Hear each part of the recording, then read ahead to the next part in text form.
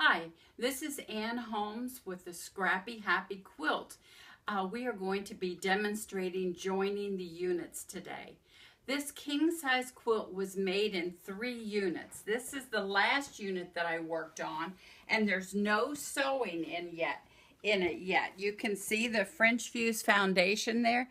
The only sewing that I have in this unit so far is this basting line, which is about 2 inches from the edge. So I can start machine quilting this top, but leave this 2-inch border on this one side open so that I can join the units later on. So this is the middle unit, and we have stitched this all the way to the edges on both sides. So this whole unit here is ready to be joined to the first unit. You can see that we've stitched this one all the way to the edges on both sides. This is the first unit that we stitched and quilted all at the same time. This one I left open another 2 inches on this first side to demonstrate joining the units today. I've already started to put the binding on this quilt because I only have 20 days to finish this quilt. So this is the first step of joining our units. I turned the quilt over and I folded back the layers, the back and the batting, and pinned them out of the way. And then I knew I wanted to turn this 1/2 inch under. And so I used this as a guide. I drew a line here on a straight edge and then started pressing this up like this. And then the iron will crease it, but then to give it a nice crisp edge, this is where I use glue stick again.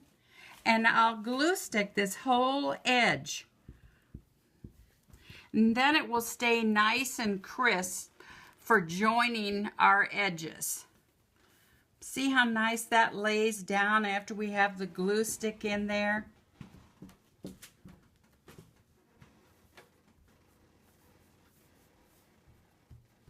All right, now you can see we still have the back and batting pinned out of the way, and we formed our nice turned edge here.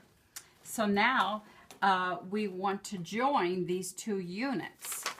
And each one of these grids is approximately 7 inches wide. So I put some tape on a ruler at the 7-inch mark, and then I'm just putting that on the quilt, on the grid. And now I know that's where I pin it to.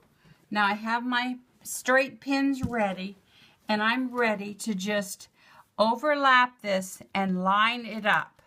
So I can move the ruler till I get a couple pins in here. So I'm just using a few straight pins and lining this up. And I'm just kind of making the grid line up. I'm going to be using my walking foot to put this together, and so I'll be able to ease any little puckers in. So I'm just going to pin this down the length. Remember, we have the back and the batting out of the way. We're only pinning the top of the quilt to the middle unit at this point. All right, you can see the top of the quilt is joined to the second unit, just the top. Now we're going to take this to the machine and stitch the top with invisible thread on the top and a zigzag stitch. Now I have my machine set at 1.6 on the zigzag. I'm using a zigzag stitch with invisible thread on top. And I like to pull these needles out a little bit, and I can stitch right over the top of them.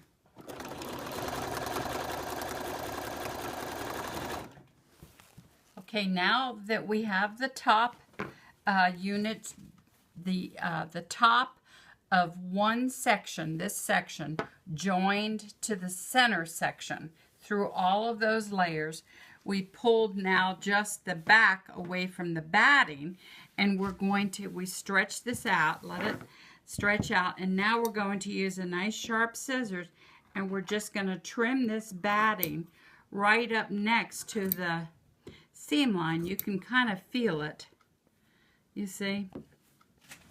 So now we're just going to trim the length here so that the batting will lay down flat next to this.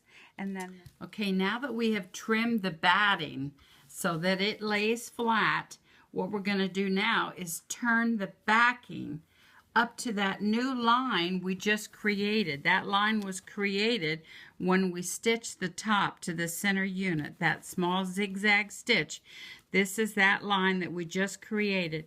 And we don't need to use glue stick this time, because it's just this one thin layer where it remains flexible to move it, so that we kind of center it right on top of that line that we created.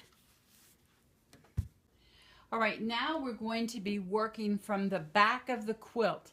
And this is very important that I've reversed my threads. I have invisible thread on the front of the quilt. And so now I made a bobbin and put invisible thread on the bobbin, and my backing color thread is on the top. And when you're working with such a big thing, this needle threader is nice that I can actually put it on the floor so that it's out of my way, so that I don't knock it off the table when I'm stitching. So I have the machine set at the zigzag stitch again, and it's 1.6, the same width. And now I'm going to join the backing together.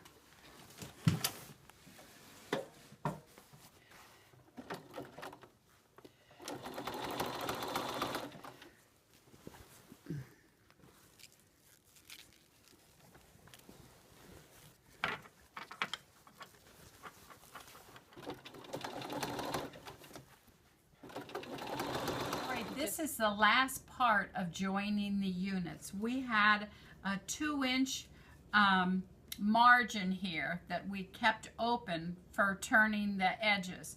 The middle unit was stitched all the way to the edge. So we essentially just have 2 inches to finish stitching here. And because I used a small zigzag stitch with my Bernina on the seams, I'm going to just use little hand motions to make that up. But so in this seam, I like to just back it up a few places, and then I can cut my threads. And I'm using a little manicure scissors with a curved edge. It's good for clipping threads close to the surface of the quilt without cutting into your fabric. So then I can just go ahead and do the rest of this machine quilting. We're just kind of hitting the thing, and if I want to go down here in the seam, I travel in the seam. And now, because I used a small zigzag on my Bernina for doing the grid, I can do that same thing with just a small hand movements, just going side to side. See, it's only for those 2 inches, so I can just keep going then.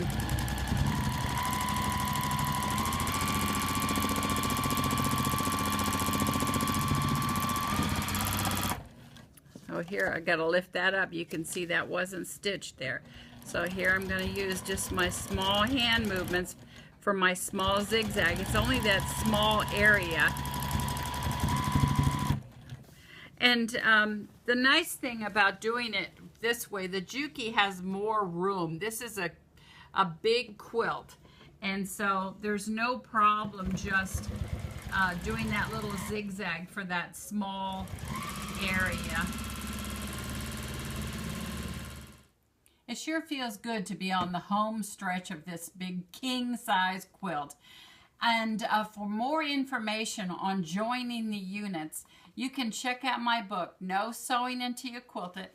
And one of the projects is this queen-size quilt called Bloom Where You're Planted that was made in 7 units so that it was easy to manage on your home sewing machine. So for more information on joining the units, you can find this in my book. Thank you and happy quilting.